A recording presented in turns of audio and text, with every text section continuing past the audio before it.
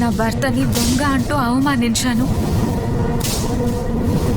నేను ఎవరితో అయితే ఇంటి పని చేయించాను, బట్టలు ఉతికించాను, చెప్పులు తీయించాను, అతను నేను ఏ పని పట్టలేని బికారి అనుకున్నాను. కానీ నిజం తెలిసాక నాకు ఇలాంటి పరిస్థితి వచ్చింది. నెలకి 15,000 సంపాదించే వ్యక్తికి ఏకంగా పోలీస్ కమిషనర్ ఎందుకంత గౌరవంగా సెల్యూట్ కొట్టాడు? కనీసం క్యాబ్ లో వెళ్ళడానికి డబ్బులు కూడా లేని వ్యక్తికి అంత అమూల్యమైన వజ్రం ఎలా వచ్చింది? ఈ రహస్యం తెలుసుకోవాలంటే రాయల్ వారసుడు కథనాన్ని ఇప్పుడే వినేయండి.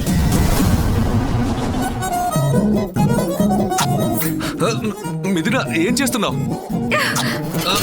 అయ్యో, తగులుతుంది. మిథున, ఆగు. అయితే చావు. కానీ విజయ్, నానమ్మ బర్త్డేకి 5 లక్షల కంటే తక్కువ విలువైన గిఫ్ట్ తీసుకొచ్చావంటేనా నిన్ను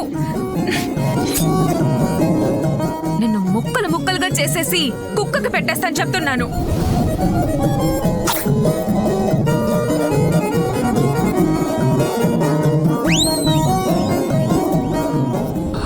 బ్రతికిపోయాను. మిథున, నువ్వు కంగారు పడుకో. ఈ రోజు నేను తెచ్చి గిఫ్ట్ చూసి నీతో పాటు నాన్నమ్మ కూడా ఆశ్చర్యపోతుంది. I promise. ఓకే బేబీ, ఒకవేళ అలా జరగకపోతే నిన్ను అయిపోతుంది. సరే. హైదరాబాద్లోని ప్రముఖ బిజినెస్ ఉమెన్ వజ్రపాటి కుటుంబ అధినేత గాయత్రీదేవి పుట్టినరోజు వేడుక జరగనుంది. ఆ నగరంలోని పెద్ద పెద్ద ధనవంతులంతా ఆ పార్టీకి రానున్నారు. మిథునకి తన నాన్నమ్మ బర్త్డేకి వెళ్లి ఒక కాస్ట్లీ గిఫ్ట్ ఇవ్వాలనుకుంది. కానీ గాయత్రీదేవి మనవరాలు మిథున చాలా టెన్షన్ గా ఉంది. ఎందుకంటే మిథున తాతయ్య ఏదో రహస్య కారణం వల్ల విజయ్ అనే పేద కుర్రాడితో తనకి పెళ్లి చేశాడు. ఈ విషయం మీద గాయత్రీదేవి ఎన్నోసార్లు మిథునని అవమానించింది. తన నాన్నమ్మకి ఒక ఎక్స్పెన్సివ్ గిఫ్ట్ ఇచ్చి అందరి ముందు తన పరువు నిలబెట్టుకోవాలని అనుకుంటుంది.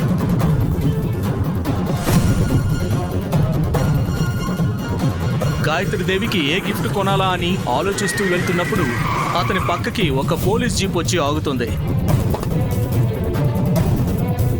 అరెస్ట్ చేయండి దొంగనే. దొంగ? నేనే దొంగతనం చేయలేదు. అవునా? వీడే ఇన్స్పెక్టర్ సార్. షాప్ ముందు తిరుగుతూ కనిపించిన దొంగ వీడే సార్. గాయత్రీదేవికి గిఫ్ట్ ఇవ్వడానికి ఒక ఎక్స్పెన్సివ్ జ్యువెలరీ షాప్ కి ఎదురుగా నిలబడ్డాడు విజయ్.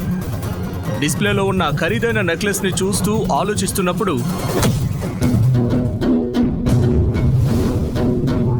రేయ్ బికారి, ఏం చూస్తున్నావు? ఈ షాప్ లో జ్యువెలరీ అంతా 5 లక్షల పైన ఉంటుంది. వెళ్ళి ఇక్కడి నుంచి పోరా. నేను జస్ట్ చూస్తున్నానంతే. చూడడానికి డబ్బులు కట్టాలా? నీకు అర్హత లేదు, పోరా. నేను షాప్ ముందు ఉన్నానంతే. నేనే దొంగతనం చేయలేదు. అవునా? స్టేషన్కి రా. కోటింగ్ ఇస్తే నిజాలన్నీ అవే బయటకు వస్తాయి. అప్పుడు నీ అంతటి నువ్వే చెప్తావు దొంగిలించిన ఆహారాన్ని ఎవరికిచ్చావనేది. పద, తీసుకురండి. ఇన్స్పెక్టర్ సార్, మీరు పొరపాటు పడుతున్నారు. నేనే దొంగతనం చేయలేదు. చెప్పేది వినండి సార్, ప్లీజ్. నేనేం తప్పు చేయలేదు. నేనేం చేయలేదు. చెప్పేది వినండి. పోలీసులు విజయ్ని స్టేషన్ కి తీసుకువెళ్లారు. అరే, చెప్పేది వినండి. అసలు నన్ను ఎందుకు పట్టుకున్నారు? వదలండి. మీరు పొరపాటు చేస్తున్నారు సార్. లోపలికి వెళ్ళి సైలెంట్ గా కూర్చో, లేకపోతే పిచ్చి కొట్టుడు కొడతాను నేను. అక్కడ కూర్చోవద్దు. ఇంతకు ముందు ఒక దొంగని కొట్టిన దెబ్బలకి వాడికి తడిచిపోయింది. సార్, మీరు పొరపాటు పడుతున్నారు. నేను దొంగని కాదు. నేను మిథున వజ్రపాటి హస్బెండ్ని. ఏంటి? అవునా? నువ్వేనా వజ్రపాటి ఫ్యామిలీకి బేకారీ ఇంటల్లుడివి? నీ రిచ్ వైఫ్ కోసం ఆ హారాన్ని దొంగలించావా? లోపల పడేయండి. సార్, మీరు తప్పు చేస్తున్నారు సార్. నేనే దొంగతనం చేయలేదు సార్. నేనేం చేయలేదు సార్. నేను దొంగతనం చేయలేదు సార్. హలో మిథునా మ్యామ్, మీ హస్బెండ్కి మీరు ఇంట్లో డబ్బులు ఇవ్వడం లేదా ఏంటి? ఇక్కడ మాకు పని ఎక్కువ అవుతుంది. ఏమైంది ఇన్స్పెక్టర్?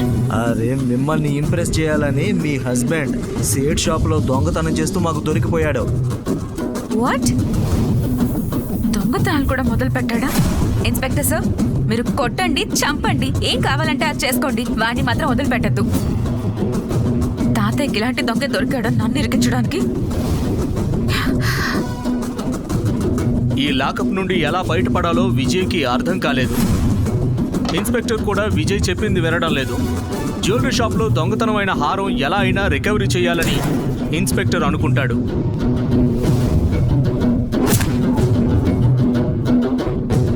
దొంగతనం చేస్తావా? ఇన్స్పెక్టర్ ఒక లావుపాటి లాఠీ తీసుకొని విజయ్ని కొట్టడానికి వెళ్ళాడు. ఆగో! వెనక నుంచి గట్టిగా ఒక గొంతు వినిపించింది.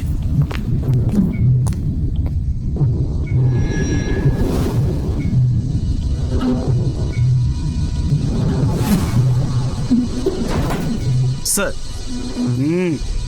ఎంత ధైర్యం నీకు! చూస్తుంటే ఈ జాబ్ అన్నా యూనిఫామ్ అన్నా ఇష్టం లేదు అనుకుంటాను.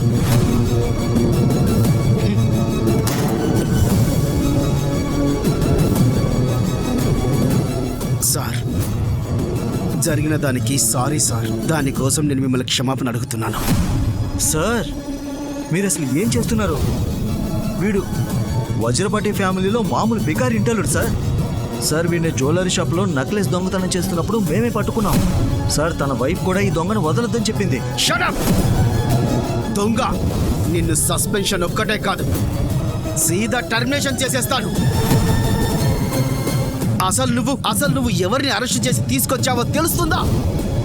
ఆయన తలుచుకుంటే అలాంటి షాపుల్ని 10 కొనేస్తాడు. నిన్ను గార్డు కింద పెట్టుకుంటాడు. కమిషనర్ తన మొబైల్లో ఇన్స్పెక్టర్కి ఒక మెసేజ్ చూపించాడు. అది చూసి ఇన్స్పెక్టర్ మొహంలో రంగులు మారిపోయాయి. సార్, నన్ను క్షమించండి సార్. ప్లీజ్ సార్, నేను తప్పు చేశాను సార్. సార్, క్షమించండి. రండి, మిమ్మల్ని మా బండిలో ఇంటి దగ్గర దింపేస్తాం. సరే, కానీ అలా చేయాలంటే ఒక షరతు ఉంది. చెప్పండి. ఈ రహస్యాన్ని మీరంతా మర్చిపోవాలి. నా రహస్యం గురించి ఎవ్వరికీ తెలియకూడదు, ముఖ్యంగా నా భార్యకి. సరే సార్. విజయ్ అలా అనగానే పోలీస్ స్టేషన్ మొత్తం అలజడి మొదలైంది. అయితే గౌతమ్ నిజంగా దొంగేనా, లేక దీని వెనుక ఏదైనా లోతైన రహస్యం ఉందా? కమిషనర్ విజయ్ని చూసి ఎందుకు అంతలా భయపడ్డాడు? ముందు ముందు మిమ్మల్ని ఆశ్చర్యపరిచే రహస్యం బయటపడుతుంది. విజయ్ పోలీస్ స్టేషన్ నుంచి బయటకు రాగానే ఒక లగ్జరీ కారు వచ్చి అక్కడ ఆగింది. దానిలోంచి ఒక వృద్ధుడు దిగి విజయ్ చేతికి చిన్న బాక్స్ అందిస్తాడు.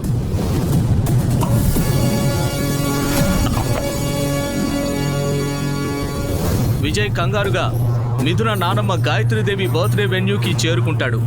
మిథున తనని అక్కడ చూసి షాక్ అవుతుంది. పదా, నువ్వు ఇక్కడికి ఎలా వచ్చావు? దొంగ స్టేషన్ నుండి బయటికి ఎలా వచ్చావు? నువ్వు చేసిన పనికి నిన్నైతే అక్కడే ఉంచాల్సింది. నేనే దొంగతనం చేయలేదు. జ్యువెలరీ షాప్ ఎదురుగా నించున్నాను, పోలీసులు వచ్చి తీసుకెళ్లారు. నేను నిర్దోషిని ప్రూవ్ చేసుకుని అక్కడి నుండి వచ్చేసాను. సరే సరే, నిన్ను గిఫ్ట్ తీసుకురమ్మంటే ఎలాంటి గిఫ్ట్ తీసుకొచ్చావు నువ్వు? ప్యాకింగ్ కూడా ఇంత చెత్తగా ఉందో. ప్యాకింగ్ మ్యాటర్ కాదు మీద, నాదిలో ఉన్న గిఫ్ట్ మ్యాటర్. చూస్తే షాక్ అవుతావు. హే, ఇది అమ్మమ్మ గిఫ్ట్, నువ్వెందుకు ఓపెన్ చేస్తున్నావు? దాన్నే చూడండి. Fine, whatever. అందరూ నానమ్మకి గిఫ్ట్ ఇస్తున్నప్పుడు నువ్వు సైలెంట్ గా బాక్స్ అక్కడ పెట్టొచ్చేసాయి, ఓకే? అసలు నేనేం పాపం చేస్తానో తెలియడం లేదు. తాతయ్య నీకిచ్చి పెళ్లి చేసి నా మీద బాగా తీర్చుకున్నారు. బాగా డబ్బు లేదు, గౌరవం లేదు. వెళ్దామా? ఇంకేం చేస్తావు? వెళ్ళు వెళ్ళు. థ్యాంక్స్ అమ్మా. అప్పుడే ఆ పార్టీలోకి వస్తుంది మిథున కజిన్ సిస్టర్ శృతి. ఎక్స్పెన్సివ్ బ్లాక్ డ్రెస్ వేసుకుని చేతిలో ఒక గోల్డెన్ గిఫ్ట్ బాక్స్ తో ఆమె లోపలికి వస్తుంటే అందరూ ఆమె వైపు చూస్తూ ఉంటారు. శృతి తిన్నగా తన నాన్నమ్మ దగ్గరికి వెళ్తుంది. హాయ్ శృతి.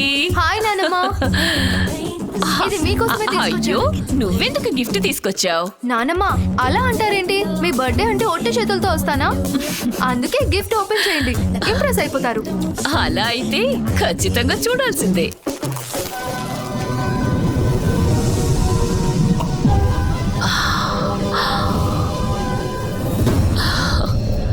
డైమండ్ పెండెంట్, ఇంత అందమైన నెక్లెస్ ని నా 75 ఏళ్ల జీవితంలో నేను మొదటిసారి చూస్తున్నాను. అమ్మ శృతి, ఈ ఇంట్లో ఉన్న ఆడపిల్లలతో పోలిస్తే నువ్వు మాత్రం చాలా తెలివైన దానివి.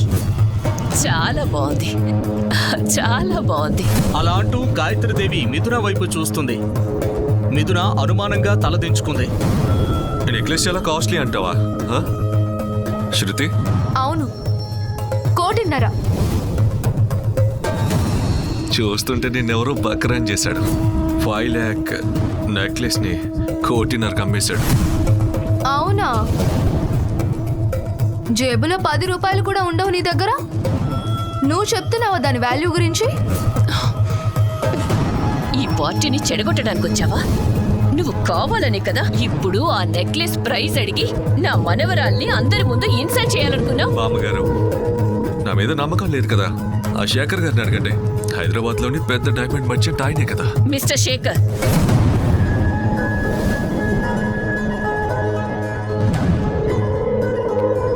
చూడండి, దీని వాల్యూ ఎంతో చెప్పండి.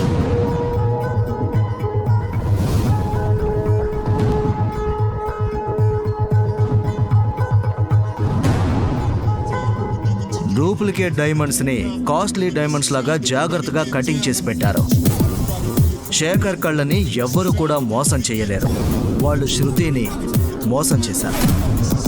నిజంగా శృతిని ఎవరైనా మోసం చేశారో ఆవిడ అందరినీ మోసం చేద్దాం అనుకుందో శృతియే చెప్పాలి. శృతి గారు, మీరు చెప్తారా లేక నన్ను చెప్పమంటారా? హరి శేఖర్ గారు, నేను చెప్తానులే.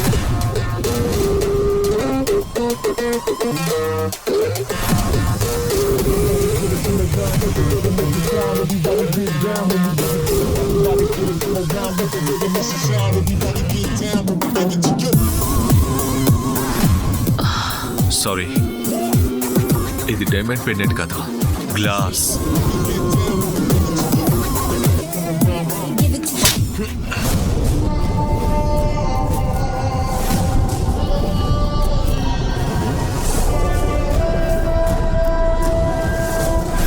ఎంత ధైర్యం ఉంటే నా మనవరాల్ని అవమానిస్తావు? ఇంతకీ నువ్వు ఏం గిఫ్ట్ తీసుకొచ్చావో చెప్పు, చూపించు బికారి.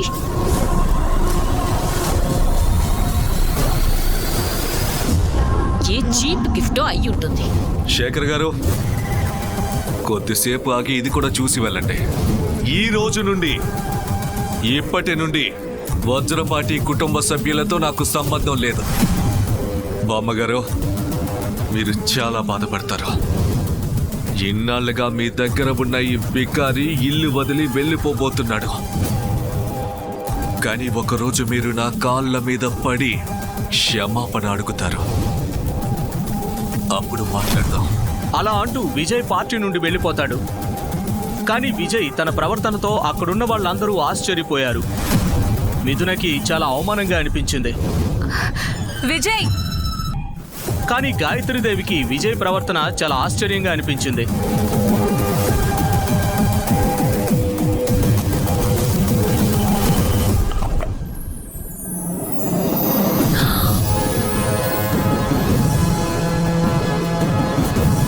విజయ్, విజయ్ గారిని ఎవరైనా ఆపండి! విజయ్ గారిని ఆపండి! మిథున మీద అమితమైన ప్రేమతో తనని విజయ్ క్షమించాడు. కానీ మిథున నాన్నమ్మ ఇంకా కుటుంబం మీద ఇంకా కోపం తీరలేదు.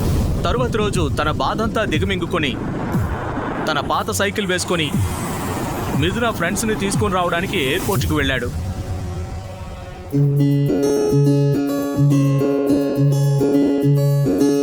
ప్లేన్ ల్యాండ్ అయ్యి 20 నిమిషాలు అవుతుంది.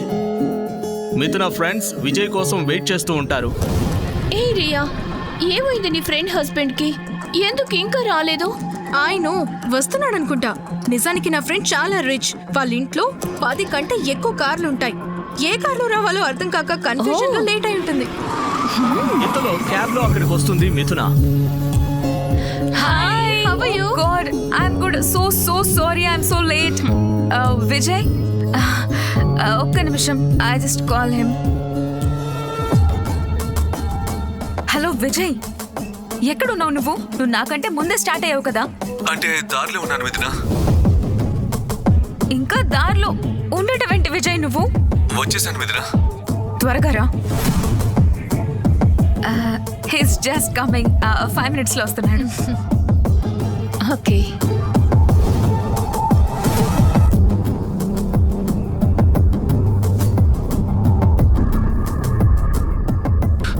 సారీ, కొంచెం లేట్ అయింది. అసలు ఒక వ్యక్తి ఇలా సైకిల్ మీద ఎయిర్పోర్ట్కి వస్తారని రియా కల్లో కూడా ఊహించలేదు. ఇంకోవైపు మిథునకి చాలా అవమానంగా అనిపించింది. హే మిథున, నీ బికారి హస్బెండ్ ఇంకా ఇలానే ఉన్నాడా? మమ్మల్ని తీసుకెళ్ళడానికి డొక్కు సైకిల్ వేసుకొని వచ్చాడు. ఛీ, ఇతను మిథున హస్బెండా? నేను ఇంకా అడుక్కోవడానికి వచ్చిన బికార్ అనుకున్నా. విజయ్ అల్లుడుగా ఆ ఇంటికి వచ్చినప్పుడు ఆ సైకిల్తోనే వచ్చాడు. అది చూసి అందరూ గొల్లున నవ్వుతారు. మిథున కజిన్ శృతి వెటకారంగా నవ్వుతూ, వావ్, అక్క సూపర్. బావ మాత్రం నెక్స్ట్ లెవెల్లో ఉన్నాడు. హెలికాప్టర్లో పెళ్లి కొడుకు మండపానికి రావడం చూశాను, కానీ ఇలా సైకిల్ మీద రావడం నేను ఎప్పుడూ చూడలేదు. మిథున, ఇప్పుడే చెప్తున్నాను, పారిపోయి ఇక్కడి నుంచి. ఈ రోజు ఫ్యామిలీలో నీ పరువు పోయింది. రేపొద్దున ప్రజలందరి ముందు నువ్వు అవమానాల పాలైపోతావు. ఇంత అందమైన అలాగే డబ్బున్న అమ్మాయి ఇలాంటి బికారిని పెళ్లి చేసుకుందని.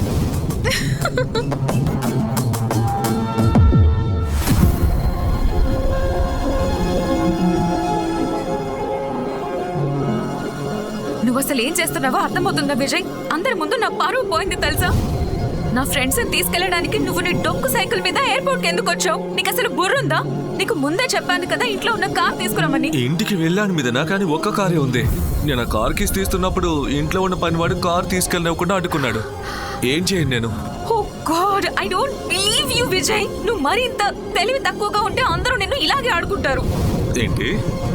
నువ్వు ఇంటికి అల్లుడు అయ్యుండి కూడా పని వాళ్ళందరూ నిన్నే తిడుతూ ఉంటారు. You know why? ఎందుకంటే నువ్వు చేతగాని బికారివి కాబట్టి. సరే, కార్ లేదు, క్యాబ్ లో అయినా రావచ్చు కదా. కానీ నా పర్సులో 75 రూపాయలే ఉన్నాయి. సైకిల్తో ఇక్కడికి వచ్చి నీ దగ్గర డబ్బులు తీసుకుందాం అనుకున్నాను. యు నో వాట్, నేను నీకు కొంచెం డబ్బులు ఇస్తాను, కొంచెం విషం తీసుకుని వచ్చేసాయి. నీలాంటి భర్తతో వేగడం కంటే నేను చచ్చిపోవడమే బెటర్ అనుకుంటా. యు నో వాట్, మేమిప్పుడు సిటీలోని అతిపెద్ద హోటల్ డివైన్కి వెళ్ళబోతున్నాము. నువ్వు ఈ లగేజ్ అంతా క్యాబ్లో పెట్టి ఇంకా అలాగే నీ సైకిల్తో మమ్మల్ని ఫాలో అవ్వ, అర్థమైందా? అక్కడికి వచ్చి మా లగేజ్ అంతా బయటికి తీసి పెట్టాలి. ఇదే నీ పనిష్మెంట్.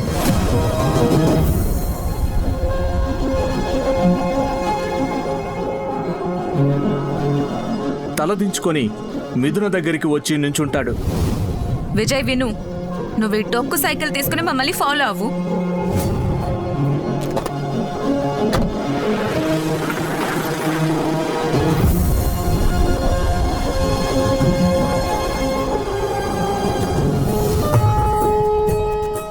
మిథున ఇంకా తన ఫ్రెండ్స్ హోటల్ రిసెప్షన్ కి చేరుకుంటారు.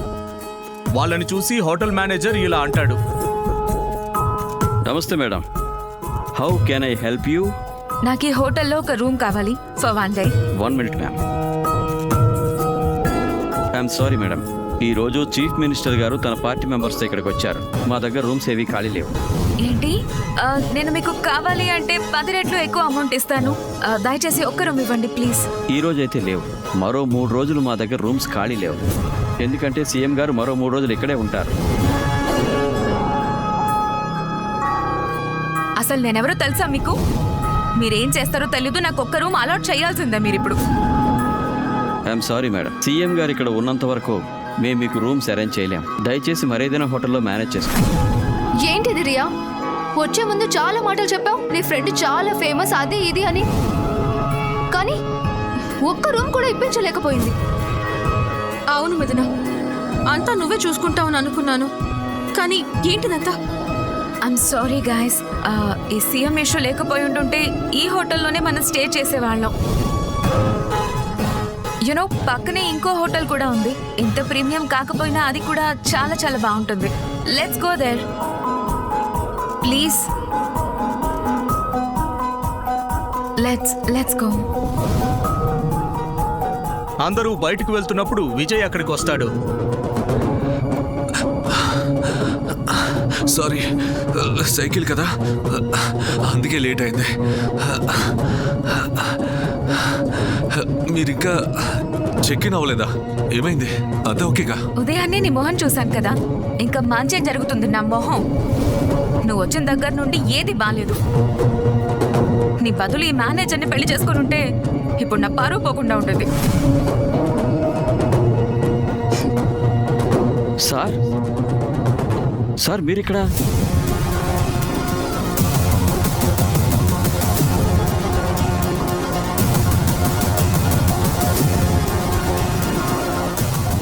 సార్ మీరెలా మా చిన్న హోటల్కి?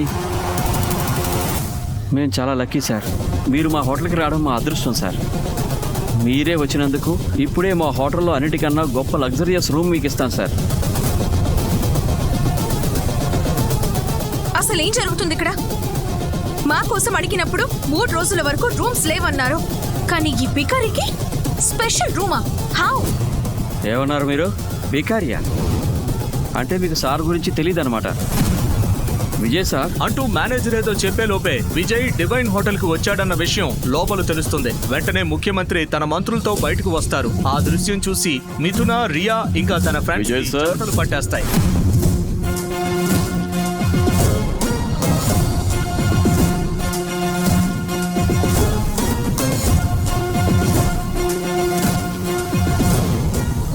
విజయ్ సార్ ఎలా ఉన్నారు సార్? సార్ మిమ్మల్ని ఇలా కలుసుకుంటానని అసలు అనుకోలేదు సార్. నిజం చెప్పాలంటే ఈరోజు నేను నా పార్టీకి లక్కీ డే సార్. ఎలక్షన్స్ వస్తున్నాయి సార్. మీ సపోర్ట్ మాకే ఉంటుంది అనుకుంటున్నాను.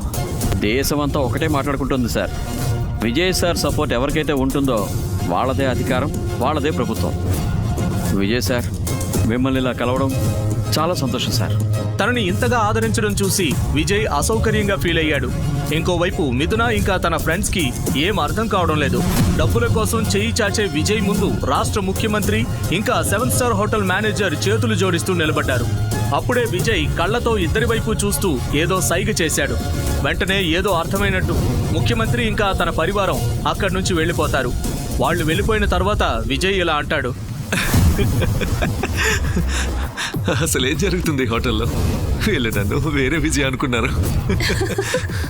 నాకు కూడా అదే అనిపించింది. ఈ విజయ్ లాంటి బికారి గాన్ని సీఎం ఎందుకు కలవడానికి వస్తారు అని. అల్లుడు గారు, అల్లుడు గారు, అల్లుడు గారు. అప్పుడే మిథున నాన్నమ్మ గాయత్రీదేవి అక్కడికి వస్తుంది. ఆవిడ చేతిలో విజయ్ ఇచ్చిన గిఫ్ట్ బాక్స్ ఉంటుంది. అల్లుడు గారు, దయచేసి నన్ను క్షమించండి. మీరు మా ఇంటికి రాకపోతే మేము చాలా పెద్ద సమస్యల్లో పడతాం. నాకు అస్సలు తెలియదు ఎంత పెద్ద తప్పు చేశానో. ఈ గిఫ్ట్ చూసిన తర్వాతే నాకు అర్థమయ్యింది మీరిచ్చిన గిఫ్ట్ 100 కోట్ల విలువైందని. అయ్యో, ఎంత పెద్ద తప్పు చేశాను. మిమ్మల్ని నేను గుర్తించలేకపోయాను. దయచేసి నన్ను క్షమించండి అల్లుడు గారు, క్షమించండి. ఈ బామ్మని క్షమించండి.